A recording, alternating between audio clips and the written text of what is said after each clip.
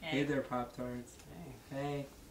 Hey there, dum-dums, and welcome to episode 55 of PopTards, the weekly conversation show wherein we spew randomly about any given topic. Is anyone else getting more annoyed at me just repeating that over and over and over again?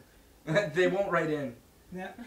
So. They stop after that. Yeah. You've lost them as of right there. Hey there, Smarty Smarts, and welcome to the 55th episode of PopTards, a show that we do for you to watch even though you don't.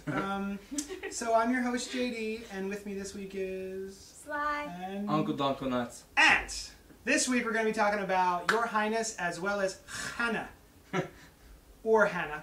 The whoopsie this week was I said, hey guys, let's go see Your Highness and then we'll review it for the show. And then he said, that is a really good idea. Let's high five over the phone. And then we did that. And then he went and saw Your Highness as I had instructed or requested. And we then went and saw Hanna instead. So, whoops, I'm kind of a D-bag. So, but they get to all hear, the better for you. Yeah, yes. You get to hear 2 reviews. Yes. So we all have seen the trailer at least. Slai and I have not seen it. But Uncle Dunklenutz, what did you think? Of the trailer. Of the trailer. Okay. So I thought it was going to be year 1 all over again. The only glimmers of hope were Natalie Portman's ass, James Franco, and director of Pineapple Express. Yes. They were the only reasons why I was like, oh yeah, I'll go see this because we're going to do a show about it. Yeah. And together as 3 reviewers. Yes. But yes, I thought it was going to be really low, so really low expectations. Well, anytime I see Danny McBride in a film, I'll know to lower my expectations. I know a lot of guys, and I'm sorry, I know a lot of people really like Danny McBride, and they like his show Eastbound and Down, and they think he's the bee's knees and really funny, but he's not. I'm sorry. Just so you know. You're wrong. Yeah, your opinion is dumb. Yeah. Well, I mean, I found him funny in a number of films. No, you didn't. Including your favorite film, The Foot Fist Way. That movie doesn't exist. We wanted to unfriend you. Unfriend me from life, not Facebook. Not Facebook. It's forever. Yeah. So yes. How was he in this film? Well, you got Danny McBride. Okay. Yeah, douchebag. Yeah. Likes to curse. Overly pompous. That's his whole shtick. Yes, that is his shtick. James Franco, overzealous, big ass smile, really entertaining. Natalie Portman, hot, and hot. Yes, she is on my list of to-dos. I mean, yes. Earmuffs. I really only wanted to see this because of the scene where Natalie Portman takes off her pantaloons and you see her bethung in the butt. But I thought that the movie looked really funny. Damn it. It's not like you're dating or anything. Oh, I'm all up in her. Oh, okay. Natalie Portman. Exclusive. TMZ. Go ahead. So, all right. Well, the director is David Gordon Green from Pineapple Express, and the stars are James Franco, Natalie Portman, Danny McBride, and Zooey Deschanel. Okay, who I actually found very entertaining. Okay, it looked like she had a tiny part, but well, she did, but in most of the parts, she was just kind of like the ditzy. Okay. And then there's Danny McBride being a douchebag, making fun of her. Okay. So the kind of back and forth was kind of okay, but she didn't realize that she was being made fun of. Okay. So she had a small part. Some of the parts that she was in pretty kind of funny. Okay. Okay. So anyway, the whole story is about long story short. Yes. 2 brothers going on a quest to go capture the damsel in distress. Was it my favorite movie? No. Was it a great movie? No. Was it a movie? Yes. It was a movie that I wish I had seen with more than 2 people. Okay, let me pause you there. Because that's the whole reason that we went to go see Hanna and not Your Highness, as I explicitly said that we would do. Slai, decided, well, I'd rather see Hanna because we don't have to go with a whole bunch of people. I'd rather go see... Yeah, I thought it would be more fun seeing Highness with a bunch of people because it seems like... A group just movie. Goofy, yeah. Like a party movie. Yeah, you need to... I mean, it's one of those movies where you don't really worry about people being quiet because there's going to be laughter, and you know it's going to be better once people start making jokes at it. Right. You know, it's definitely one of those movies. Okay. And But if, you said you had the experience in the theater though too, where like there Assholes behind you. Yeah, No, like see, the thing is- they weren't part of your group. yeah, That's insane. it was just my fiance and myself just watching it, and so the people that were behind me in a group of people were douchebags because they were, you know, bouncing things and they were having more fun than me, I guess. Right, yeah. You know, so they were douchebags and I was not. I was that grumpy old man. Making jokes at a movie is only funny as long as you're the one making jokes at the movie. Yes. It's you and your friends. Any other group of friends, fuck it. Yeah. But jerks. my pluses of the movie, basically, I enjoyed James Franco, Natalie Portman's ass, and Did it have a did it have a line? Oh, I hope not. Just that song coming back. Insane of Ace Ventura, just Stop it. whoop. No, All right. no. I don't Anyway. think of her like that. She is a delicate flower. Yeah. Yeah. So, you know, the ass and James Franco. Well, he was great in Green Hornet. He had the opening Oh scene my cameo God. in Green Hornet. Green It was Hornet. fantastic. I was telling my fiance, I was telling people earlier today, I was just like, you have to see Green Hornet just for that scene. Just for him, yeah. You know, but you know, you don't have to see it Right. in the theaters, or you don't really have to see the rest of the movie. Just watch the first 10 minutes and then leave. Yeah. So basically, those were my two favorite parts. There was some humor that I enjoyed that was a little, really lowbrow, Yeah. like troglodyte, Right. lowbrow. But whatever. You know, the negatives. There were scenes where they would toss in some newer language, 20th century foul language, or just some potty humor or whatever. And that was okay in the very beginning. But then Danny McBride takes it and runs with it and literally, like, drills it into the ground. Dry It humps just- the F word into the ground. Yeah. And it was bad. You know, like, that part I was just not... I was turned off on that. Would you recommend it? With a group of friends in the theater, go for it. Because Okay. you'll have fun if you're with a bunch of friends. Nice. We decided to go see Hanna instead of what we had originally agreed upon.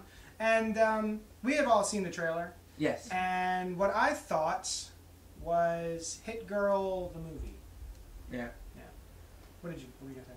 Oh, well, I mean, obviously, besides the Hit Girl, the movie, which apparently they're going to do a movie. Yeah. Yes. Hit Girl, if you don't know, Hit Girl was a character from the Mark Miller comic book, and there's also a movie called Kick-Ass that features a kick-ass little girl who curses and chops off limbs and what have you. Which is awesome. And her name is Hit Girl. Yeah. Well, I thought it looked pretty cool. I definitely, I was in for the ride. I probably will see it in the theater, regardless of whether or not you two liked it. But if you... No one listens to us anyway. If they spoil it for me, I'm probably going to beat them up in front of your eye. All right, so spoiler edition of Hanna. Will be postponed. Yeah, the Titanic sinks, and he was dead the whole time. Shit. So Hanna was directed by Joe Wright, who also directed Atonement and The Soloist, and it's featuring Saoirse Ronan, Cate Blanchett, and Eric Bana, or Banana Nana. So this is a film, which hopefully the trailer's running behind us, if things all go to plan, that is basically Hit Girl the movie. It's a kick-ass little girl who murders people. And she's been taught by her dad. Not without reason, though. Not like a murderous spree or anything like that. More protective. No, but she's an assassin. Yeah. Yes, essentially. Hit Girl kind of had a reason. Yeah, it was the same reason. Revenge. She was a little more indiscriminate about who she killed. Yeah. Yeah, it really didn't matter.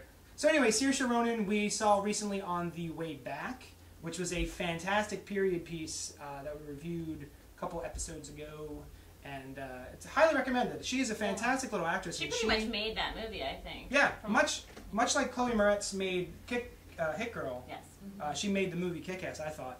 Saoirse Ronan really made this movie, and the whole thing hinges on her, and if she does not sell it as a 13-year-old assassin, your whole movie is gone to hell. So, but I think she really sold it. I agree. Yeah. I agree. I was excited about it. I thought there'd be, from the trailer, a little bit more science than there ended up being, but I was hoping just a little bit. But I really enjoyed it overall. I liked it. I liked the soundtrack a lot. Yeah, someone had said, we were talking to somebody earlier and they didn't like the soundtrack. I didn't notice the soundtrack.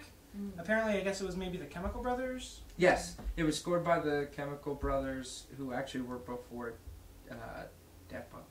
Okay. They came out before them. They've been around for a while. Okay. Yeah. And that you're referencing Tron. Yes. The Daft Punk soundtrack by Tron, which was actually pretty good. So I didn't really notice it, which I usually find to be a good quality. A soundtrack for a movie, if I don't notice it, that means it was effective. And I got something out of what they were doing. I feel if I've noticed the soundtrack, more often it's because it's pulled me out of the film itself. So if I notice the soundtrack, chances are I probably didn't dig it. Well, Unless it's Danielle. One of the things I find, because I love listening to the scores of movies, I try to pay attention, but I tend to be able to pay attention to the music when my like my feelings and my heart start racing, or all of a sudden like I've got a gut feeling, you know, like that's when I feel those emotions is when I realize, oh, the score is awesome. Like all of a sudden I start honing into the music while enjoying the movie. See, I always assume it's the actors who are doing that to me, not the soundtrack. But I'm sure it's probably maybe. I mean, Jaws looks really stupid if it's on mute. You know? Yeah. So. Or if you give it another soundtrack, me, it's a whole different thing. The Roadrunner. Yeah, the Roadrunner. Yeah. Yes. But Slai had mentioned that the plot itself was kind of bare bones, and you had asked me afterwards what. I always wonder with films like that where the plot is bare bones, what it is within the original script that makes actors want to be like, especially for the cast as is with Cate Blanchett, and what makes them want to work on that script. And it's either I think that the way it's written, the characters are really interesting and they can play with it, or it's really blank and they have really free range. I would love to get my hands on the script and read it, because I couldn't figure it out actually from the emptiness of the plot itself for the way it was shot. It was shot beautifully though. Absolutely. The acting was awesome. Enjoyed it overall. Yeah, that's the only thing. It's like, when you get through it, it's like, I don't know what the story was necessarily. I mean, you do. You know the basic story. You know what the story is, but yeah. It's pretty basic. Yeah. There could be more detail. Left questions. Did it? I wanted to know more. No, I wanted to know more. That's all. Okay. Like what dog she had when she was 4 or something? Yes, like, that's exactly. Okay. That was it. Question. Yeah, her puppy. How she likes her coffee. That brings up coffee. That was kind of an interesting thing that I did enjoy. The little girl is raised by Eric Bana out in the woods for her entire life, and when she gets to civilization, she doesn't know about light switches and television and all of the basic accoutrements that we all take for granted on a day-to-day basis. So it's kind of like Kyle XY. All of a sudden has no clue. Absolutely. I've never seen that and I have no idea what you're talking about. Yeah. But yes, it's just like Kyle XY. But he was an alien, wasn't he? Or was he? I never got through enough of it. Yeah. Okay. Well, I don't want to give away anything because... I just know he didn't have a belly button. Yeah, he didn't have a belly button. He basically was manufactured. Oh. Kind of thing. So what I figured. Okay. Yeah. But he didn't know about light switches either, is what you're saying? Yeah, he had no clue. Okay. He just woke up and he's like, oh. But he spoke. So yes, it's exactly like Keanu Reeves in most of his films. Well, we've hit a screeching halt. So yeah, that was a film. We enjoyed it. Yes. Do you recommend it? I do recommend it. Okay. I actually highly recommend. Do you need to watch it with multiple people? No. Okay. You can watch it by your onesies without your pants on. Do you see it in the theaters, or can you wait till it's... You can wait. You can wait. Okay. Yeah. The action scenes aren't so intense that you need the big screen for it. Right. But I thought the fight choreography was well done. I've heard that. I've actually heard that the fight choreography is very good, which I always hate the. You know. So it wasn't like that at all. I thought the fight choreography was amazing, and again, Saoirse Ronan sells it. Yes. I believe that she could walk into the house right now and kill me. And so that is important. Yes. You know, for a story like that, I think she did an amazing job. So yeah, she's definitely one to keep an eye on. Yes. I think she's great. So yeah, I guess go see it on Netflix. That's what I say. Yeah. I wish we were sponsored by Netflix, but we're not. So Hey, Netflix! I know you're not watching. But you should. But you the should. end. Yeah. Netflix, I know you're not watching. Good night, everybody. Thanks so much for joining us. I'm sorry about the mess of this show. I'm JD. This is Slai. That's Uncle Dunklenutz. Nobody gives a shit. You've tuned out. So, we'll see you next week. No, you'll hear us. Maybe. You'll hear us with your If eyes. you listen. Next If week, your eyes have ears. next week we eat bears. Yes. I'm so sorry. Bye. All right. You know that's going to be the intro, right? Yes, Right us there. sniffing her. I'm never standing in the middle again.